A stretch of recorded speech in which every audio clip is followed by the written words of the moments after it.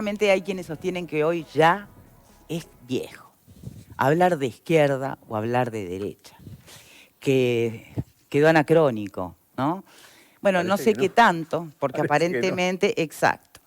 CERES, el Centro de Estudios de la Realidad Económica y Social, cuyo director ejecutivo es Ignacio Munjo, ha hecho una suerte de radiografía parlamentaria, un relevamiento para analizar justamente las ideologías de los legisladores. Bienvenido, Munjo, ¿cómo le va? ¿Qué tal? Un gusto estar aquí con ustedes compartiendo la tarde. Déjeme hacer una prueba antes de empezar. ¿Cómo te definís? Izquierda. ¿Vos? Izquierda. Ultra izquierda. ¿Vos? No. Izquierda, obviamente. ¿Vos? Socialdemócrata con inclinación. Pero díganlo. Derecha, decilo, derecha. Liberal a muerte. Pónganme en el casillero donde quieran, pero liberal. Bien. Típico. ¿Cuesta a los de derecha decir derecha? Sí, Bueno, claro. sí. Mirá a Marguerite, que Los no lo datos dice. lo muestran con claridad. A ver, ¿cómo es? Porque no, la verdad que primero déjame hacer una introducción a lo que es la radiografía parlamentaria, que fueron 6 meses de trabajo de un Excelente gran equipo. trabajo. No, yo no 6 lo meses conocía. desde octubre del año pasado que empezamos a contactar llamadas, coordinaciones de reuniones, a veces por teléfono, a veces personalmente, con un equipo de 8 personas. Pero que ¿cuánto tuvimos tenés en que hablar con un tipo para que te conteste una pregunta tan simple Pasa como que, cuál es tu pasa que la ideología? radiografía no es solo preguntar si es de derecha o si es de izquierda. Fueron 4 capítulos que hace 4 semanas Para que ver si hay estamos publicando. coherencia entre lo que dice y lo que piensa. Porque en el fondo lo que nos importa hacer es conocer a fondo lo que piensan los legisladores de temas claves para el Uruguay. Esto es una frutillita, si es de izquierda, derecha, socialdemócrata, liberal. Primero le preguntamos qué opinan sobre la inserción internacional del Uruguay, qué opinan de las empresas públicas, qué opinan de la seguridad y ahí, social. en esos temas grandes, ¿sigue siendo tan clara la división izquierda, derecha o centro? Porque ahí donde esas denominaciones históricas, hoy hay decisiones políticas que habrían sido consideradas de ultraizquierda en algún momento y terminan siendo liberales o gobiernos de izquierda implementando medidas de derecha. Entonces, parecía que se había desdibujado la fuerza de esa ideología. Bueno, contanos qué averiguaste. Parecía, pero no. De hecho, yendo al punto anterior, cuando decías la gente no dice que es de derecha, ¿no? Cuando le preguntamos a los legisladores, el 85% de la oposición, cuando se le pregunta, o sea, el Frente Amplio y Peri, nosotros definimos oposición como los partidos que no están en la coalición multicolor, el 85% dice que es de izquierda pura, no centro-izquierda, izquierda, el 85%. Ahora, cuando le preguntás a los legisladores de la coalición multicolor, solo el 32% dice que es de derecha. ¿El resto qué dice? Y el resto dice, un 32% dice que es de centro-derecha y algunos dicen que son de centro-izquierda, ojo, también, dentro de la coalición multicolor.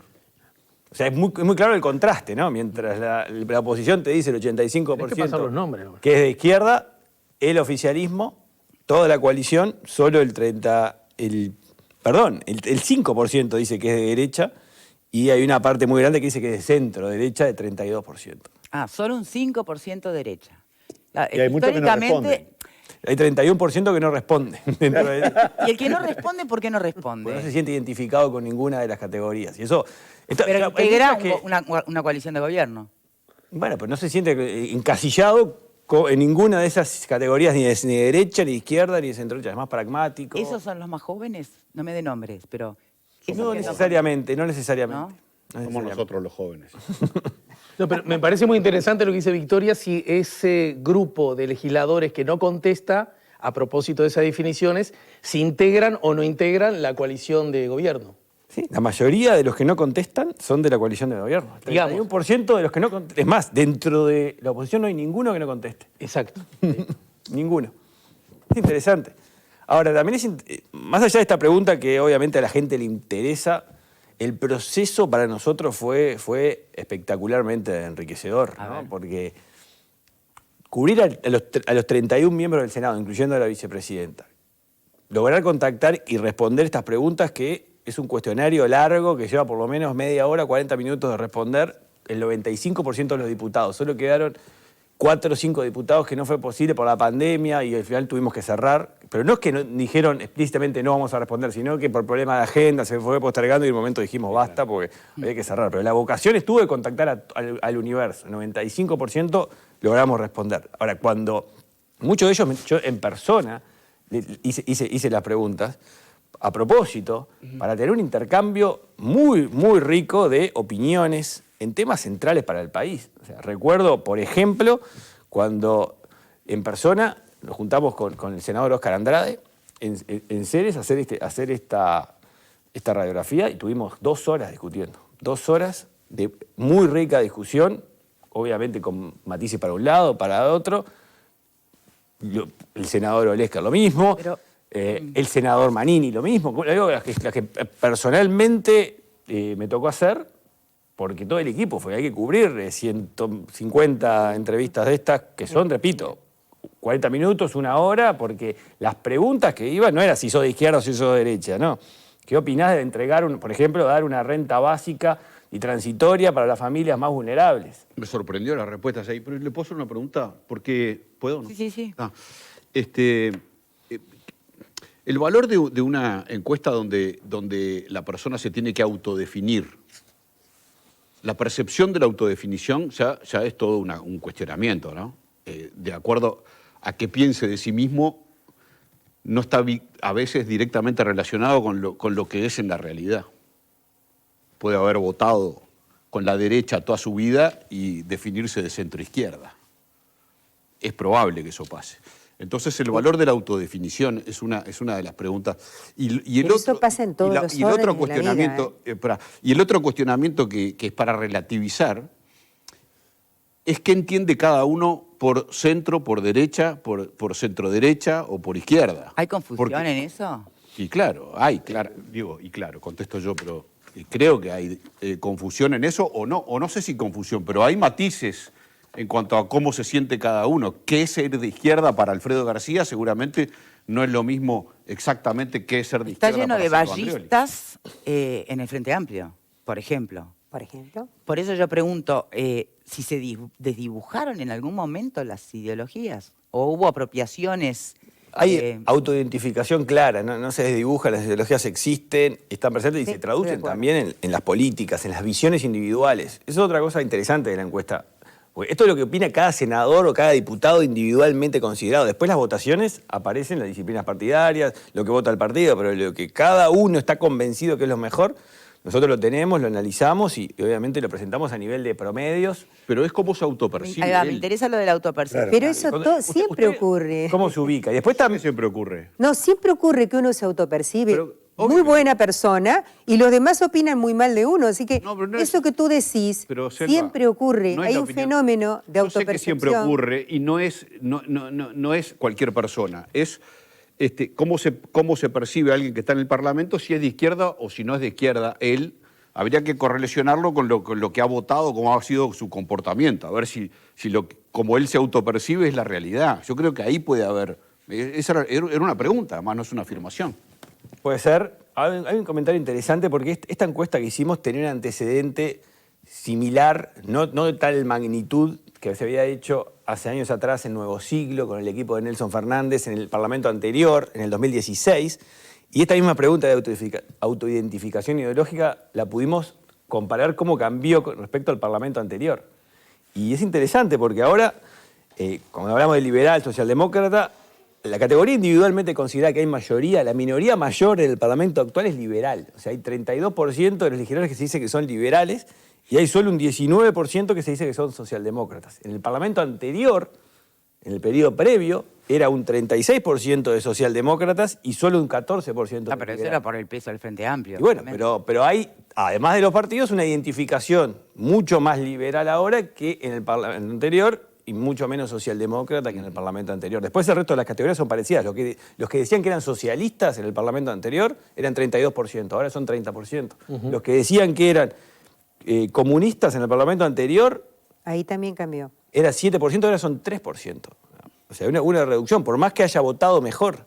O sea, y esto es interesante, muchos integrantes del Partido Comunista no se autoidentifican como comunistas, sino como socialistas. Lo que pasa que ahí me parece que es interesante porque además como la bancada electa por la 1001 es relativamente pequeña, más allá de que creció con relación a los anteriores gobiernos, curiosamente el Frente Amplio, me Y la parece del Partido interesante Socialista, que alguien que no integre el Partido Comunista, me parece que es muy difícil que se defina como comunista. y vos pudiste haber, los conocemos, ¿no? Pudiste haber sido electo por la 1001 y no necesariamente integrar el Partido Comunista, ¿verdad? De todas maneras, me parece que hay algo previo. No sé, Victoria, ¿puedo hacer una pregunta, Ignacio? Claro. Me gustaría saber, en este contexto, cuál es, desde la perspectiva académica, el objetivo que persigue, en este caso, Ceres cuando hace este trabajo de campo. Sí, el objetivo es bien claro. O sea, nosotros pensamos que Uruguay tiene que procesar reformas, cambios, políticas públicas. Nosotros estamos estudiándolas permanentemente y estamos en contacto con las fuerzas vivas. Pero las fuerzas vivas empresariales, sindicales, el Parlamento, para saber qué opinan, para entenderlos, para ver qué visión tienen. Es parte de nuestro trabajo, conocer a los que están en las posiciones de privilegio, posiciones con mucha responsabilidad, porque al fin y al cabo son las personas que están con la responsabilidad de tomar decisiones. Capacidad de decisión. En nombre de los que nos propusimos como nuestros representados. Entonces, para nosotros es muy importante generar la relación, conocerlos y obviamente transmitirle a la opinión pública los resultados de qué opinan de determinados temas. Esto de izquierda o derecha es para mí lo menos relevante, ¿no? De toda la encuesta, ¿no? Me interesa mucho saber cuáles fueron o el por qué fueron elegidos los temas sobre los cuales se les preguntó a los legisladores para sacar insumos de sus ideologías. ¿Por qué se usó Estados Unidos? No es inocente haber preguntado sobre Trump una vez que terminó el mandato. La pregunta hecha cuando fue electo o en pleno mandato habría dado un resultado absolutamente diferente.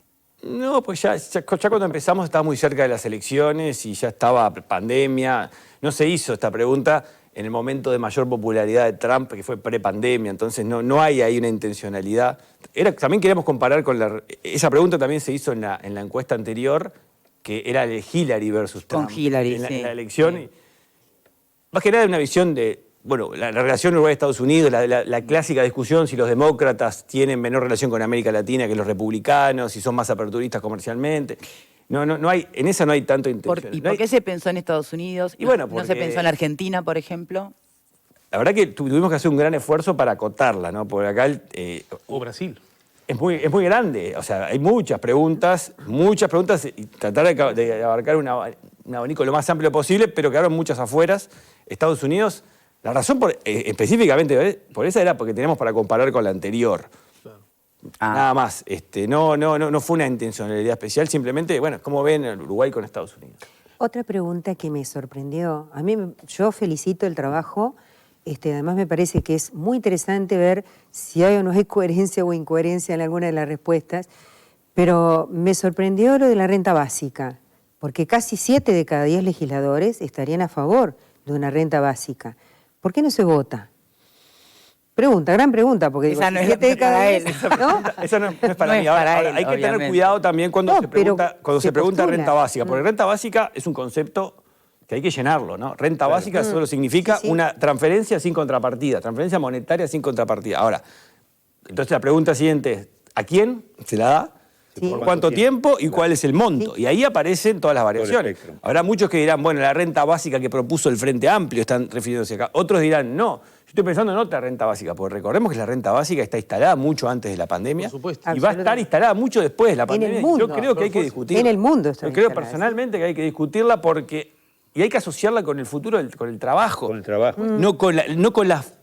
Yo creo que el Frente Amplio eligió una renta básica que es a las familias más vulnerables que están en hogares que tienen ingresos asociados a la informalidad, que no tienen el apoyo del Estado y por lo tanto habría que darles en este momento una renta básica por la pandemia. Yo pienso en otra renta básica, post-pandemia. Una renta básica asociada con la reinserción laboral, con una especie de seguro de paro alternativo, algo que en vez de tener el seguro de desempleo tradicional, un seguro de desempleo que tenga un periodo de 2 años y que no lo pierdas si conseguís un trabajo parcial, si conseguís un trabajo en que estás probando nuevas cosas, porque es lo que hay. Entonces, hay experiencias, es la de Finlandia que hizo eso, un experimento que lo evaluó muy bien, porque esto se venía hablando desde 2018, previo a la pandemia, y dio muy buenos resultados. Y es costo neutro esto, ojo, también, ¿no? Uruguay tiene un presupuesto muy alto en el seguro de desempleo, que lo viene extendiendo. Yo me pregunto, ¿y por qué no, en vez de extender así, no armar un programa diferente, pensando como una renta básica para las personas que están beneficiadas por el seguro de desempleo, una parte de esas, probar si no es mejor diseño, acá está el tema, creo que es un mejor diseño para los incentivos de inserción laboral futuro, tener una especie de renta básica que un seguro de paro tradicional. Y no lo digo yo, lo dicen los resultados académicos en Finlandia, medidos. Se hizo, se midió y ¿qué dio? Bueno, que las personas que pasaron al programa renta básica en vez de seguro de desempleo tradicional, tuvieron mejor inserción laboral a los 2 años y mejores, y esto es lo más importante, mejores perspectivas laborales futuras psíquicas. Se le hicieron pruebas psicológicas y están con mejores predisposición para poder conseguir un trabajo en el futuro y reinsertarse. Porque acá hay que tener una cosa clara, ¿no? Lo que nos va a dar los próximos años el mercado de trabajo es una movilidad muy grande. Se acabó aquello de que las personas trabajan en el mismo lugar. Entonces, esto es pensado a que haya movilidad y se le permite a la persona readaptarse y hacer otro trabajo distinto. Muchas personas van a tener que hacer trabajo distinto y muchas que han hecho durante 20, 25 años lo mismo, pero ahora viene una nueva etapa, una reinvención laboral que hay que colaborar en el diseño de las políticas públicas. Eso es una opinión personal, no es lo que dice la encuesta. La encuesta no podemos interpretar un promedio, porque ahí habría que a cada uno preguntarle, ¿usted qué está pensando en renta básica? Bueno, pero lo que sí es provocadora. interesante, Es provocadora para pensar. Sí, lo que sí es interesante es que a la hora de votar proyectos, el estudio de ustedes dio que hay una minoría que vota por disciplina partidaria, ¿no? Que también eso influye en cualquier propuesta que ponga sobre la mesa. Eso es lo que dicen. Pero después no es lo que hacen. Esto es muy personal. ¿Les creyó a todos? Y, ¿por qué no creerles, no? Acá no había ninguna presión. Nosotros le dijimos que no iba a aparecer el nombre de ninguno en particular, sino se iban a mostrar los resultados agregados. Pero usted promedios. lo sabía y usted es el director de Ceres. Ahí, o sea, nosotros en algunos casos tuvimos que asegurar confidencialidad que nos pidieron. Bueno, algunos casos sí, no, yo quiero que tuve que firmar yo confidencialidad. Y esos que firmaron confidencialidad, ¿resultaron sorprendentes, más honestos? ¿O eran previsibles? Tampoco estamos hablando de que nadie está declarando un delito acá, no son opiniones personales, sí. Todas válidas, todas con fundamento diferentes. La verdad, o sea, en este proceso, las veces que me tocó a mí discutir temas con los cuales a priori podría tener posiciones diferentes, fue muy interesante que siempre hay un núcleo común de acuerdo en temas. Y después, obviamente, hay una periferia de ese núcleo que parecen los matices, pero... Después hay otra cosa que me llamó la atención. No es una guerra esto. No, está claro. Pero algo que me llamó mucho la atención y es haber usado el tema del escudo nacional para también identificar un poco las ideologías, ¿no? Los intereses. Lo que se prioriza. Sí, y la pregunta era si tuvieran que diseñar un escudo nuevo, ¿en qué lugar, qué orden le darían a los símbolos, ¿no? Y la respuesta dio una mayoría clara. En primer lugar, y hablamos de un 67%, se eligió la figura de la libertad. Curioso, en este contexto donde... De desigualdad. No. Porque la igualdad está en segundo lugar, Eso es una lectura bien válida, pero la otra es en un contexto en el que se le está reclamando al gobierno ir contra de la libertad todos los días, ¿no? Sí, pero más allá de la libertad responsable y el momento actual, el uruguayo valora la libertad como principio, ¿no? Y te valora desde la época de la independencia porque se lo puso en un lugar privilegiado y cuando se empiezan a crear los símbolos patrios está ahí y está presente en las opiniones. Pero vos decís que el contexto no entibió todas estas respuestas. Yo no creo que esta... Si hacemos de vuelta esta misma pregunta... Fuera de pandemia, yo creo que hubiera dado algo distinto. A mí no me sorprendió. Además, en la pandemia ha habido restricciones a la libertad, sin duda. Me parece. ¿No? Todos las hemos vivido. ¿Posibilidad de reunión? Y los chicos que no han ido al colegio, es decir, a las escuelas. Claro, pero se reclaman más todavía, más restricciones. No, se reclaman otras cosas, otras medidas Igual, que no pasan en todo caso, exactamente. forma parte de otra discusión. No pasan solo. Ahí va. Pero se reclaman. Me gustaría, en este contexto,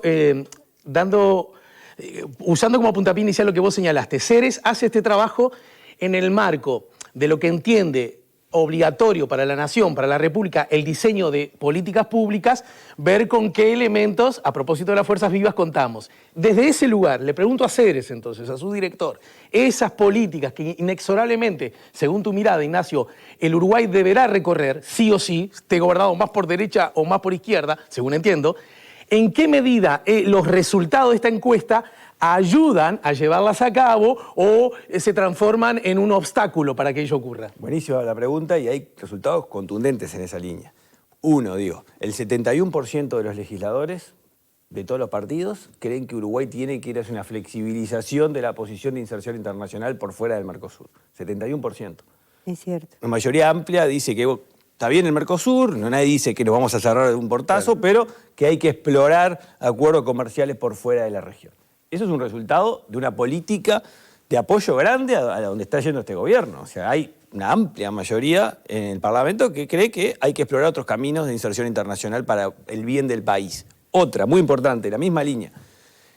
Hay un 60 y pico %, no me acuerdo el número exacto, del Parlamento que cree que el sistema, y textual, ante la pregunta, el sistema educativo actual no prepara a las nuevas generaciones para poder tener una buena oportunidad en el mercado de trabajo. Más de la mitad, el 62% creo que era el número exacto, dice eso, que no, está convencido. Entonces, de vuelta, si pensamos como nosotros estamos convencidos que Uruguay necesita una reforma educativa hace mucho tiempo, el Parlamento, la mayoría del Parlamento, cree que es necesario. Sí, sí. Es necesario porque no el gran está problema es brindando que lo que se necesita. se discute sobre la gobernanza y no sobre los contenidos. Y para mí los Ahora, hay contenidos otros es que lo clave. no van en la dirección que uno esperaría. Por ejemplo, hay una pregunta similar que dice que si el gobierno provee a los ciudadanos programas de capacitación adecuados para insertarse en el mercado de trabajo, y la mayoría dice que sí. Yo creo que falta mucho para tener realmente programas de capacitación adecuados a las necesidades que hoy hay en el mercado y la importancia que tiene esa tarea del gobierno en los próximos años. O sea pero que el Parlamento cree que no estamos mal, cree que se hace. Y ahí, ¿cuánto influye el tema del reflejo en el espejo, ¿no? Del país que quisiéramos tener? Bueno, el aspiracional está siempre en la vida, ¿no? Sí, es lo que un poco motiva o mueve a que la gente opine en una u otra dirección. Después hay otra A interesante. mí también me da la sensación, te escucho. Después, No, que en esa línea de que en las que no hay consenso de grandes cambios, por ejemplo, en la parte de empresas públicas, que preguntamos algunas preguntas sobre las empresas públicas. Y ahí no hay un clima tan contundente como en la educación, en la parte de inserción internacional, sino que es mucho más variado. Algunos creen que las empresas públicas tienen que tener un rol social en la cual va mucho más allá de una empresa y tienen que tener recursos extra para financiar programas sociales. Sí. Otros dicen que tiene que ser una empresa rentable. Una sí. empresa y tiene que funcionar como una empresa, solo que es de propiedad de los uruguayos, pero es una empresa al fin y al cabo. Bueno, en eso no hay contundencia. Y eso es interesante porque es algo que venimos discutiendo y sabemos que en el Parlamento es un tema que no está con contundencia definido. Y así hay muchos más, ¿no? Pero esta es la riqueza, saber, bueno, dónde está parado. Y la riqueza en sí mismo de este trabajo que hicimos fue, ya digo, el contacto directo con cada uno de los legisladores y una relación institucional y personal que hemos generado con 6 meses de trabajo, un gran equipo que hemos tenido en seres con gente, de seres y gente que ha venido a apoyar también periodistas durante este periodo. A mí me da la sensación de que hay contradicciones, no en el trabajo, hay contradicciones en la gente. Respuestas. En la gente que responde. Y a mí también me parece que dentro de este marco de respuestas y todo este análisis que estás haciendo, está la propia esencia de la falta de desarrollo y de despegue del Uruguay. Es una visión que seguramente va a tener muchos detractores, pero desde mi punto de vista, creo que la mayoría se defina como socialdemócrata tirado a la izquierda, ya está hablando de una forma de país, de una concepción vallista del país de los últimos 150 años. Me parece que la mayoría diga queremos ir por una renta básica, me parece que está hablando de lo mismo, de ese Estado omnipotente, paternalista, más allá de que después en la discusión en las empresas públicas 50 y 50, por eso ahí aparecen las contradicciones entre uno y otro. Pero a mí me parece que esa falta de gente, de gente que se defina y diga yo voy por esto y quiero esto, me parece que es parte del freno de mano del problema. del problema, del freno de mano que muchas veces tiene el Uruguay puesto. El hecho de que los parlamentarios digan, el 60% creo que era, la educación no está bien, pero que ninguno haga un pito por la educación, en los últimos 40 años, está hablando de lo mismo. Es como una máquina la máquina de lamento, es el uruguayismo al palo, que me parece que es lo que esas propias contradicciones entre la propia gente que se define en esa encuesta. Por eso la pregunta original de la autopercepción. Muchas veces la gente ni siquiera se conoce. No se conoce, se autodefine de una forma y realmente es de otra forma. O se autodefine de una forma que es lo que le gustaría ser, pero que no es. Y bueno, yo creo que hasta que no superemos las limitantes que quedan, expresadas en esa encuesta, hasta que no superemos eso va a ser muy difícil que el Uruguay inicie un camino más próspero. ¿Qué querías decir, Selva? No, te quería interrumpir porque me pareció escucharte decir que los 150 años de vallismo que imperó en el Uruguay, y de verdad no creo que el pensamiento vallista haya sido el predominante en los últimos 150 años. 100. O sea, el pensamiento 100. vallista como tal, no, es que más, hay una reivindicación del vallismo que no me vas a decir que el gobierno de Sanguinetti fue vallista, por favor. En todo caso, yo tomo lo que dice perdón, pensé que habías terminado, perdón. A mí me da la sensación de que el insumo que aporta la encuesta, para mí es realmente interesantísimo, y eso que no lo pude estudiar en profundidad porque la recibí casi, ahora me quedé con mucho hambre de leer más y de interpretar y ver efectivamente si hay contradicciones o no entre unas y otras respuestas. Pero me parece que eso que tú decías, ¿no? Que está bien bueno, a veces uno habla del GACH como el sistema científico que apoyó a la pandemia. Qué bueno que estaría que se armaran GACH también, ¿no? En el término de nuestros intelectuales, ya sea en el campo de ustedes, de los investigadores en sociología o en temas de política, etcétera, donde aporten estas visiones que permitan efectivamente armar lo que pueden ser políticas viables. Porque a veces es cierto que uno se imagina un Uruguay diferente y quiere hacerlo, pero no sabe cómo, y tampoco encuentra dónde están los nudos que hay que desentrañar para que todos avancemos en una misma dirección. Yo soy de las que estoy convencida de que el Uruguay sale todo o no sale, y que las brechas no ayudan a que el Uruguay salga adelante. Pero para que eso ocurra, efectivamente, a veces uno lo hace, yo lo he hecho con empresas, ¿no? Es decir, trabajar donde están los nudos, los problemas que hacen que, y esto me parece un aporte interesantísimo. Ojalá hubiera otros GACH en el país, vinculados a la economía, la educación, etcétera. Entonces, eso equivaldría a pensar que el gran nudo para ir hacia adelante es la política partidaria jugada mal en la cancha. Es interesante lo que decís. No sé, lo pregunto. Munjao, Siempre- usted es el que estudia estas Sí, cosas. no. Yo voy a ir hacia lo que decía Selva. Vamos a ir a lo positivo, porque mi experiencia personal de los últimos meses. He estado reunido y ya más allá de la encuesta, o sea, pensando, a mí lo que me desvela, obviamente la pandemia nos preocupa a todos, porque estamos lidiando con ella, pero la pospandemia, la pospandemia a mí es lo que más me importa. Yo estoy exclusivamente a nivel analítico, a nivel profesional, pensando en la pospandemia, y para ello he tenido series amplias de reuniones con líderes de todos los sectores políticos, pero también con líderes empresariales, líderes sindicales, líderes religiosos, líderes civiles, sociales.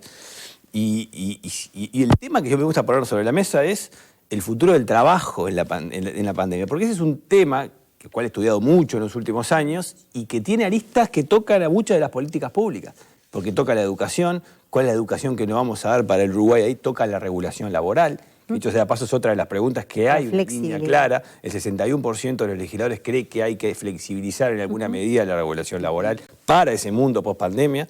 Está la discusión del teletrabajo, que para mí es un error subsumir la discusión de la regulación laboral del teletrabajo.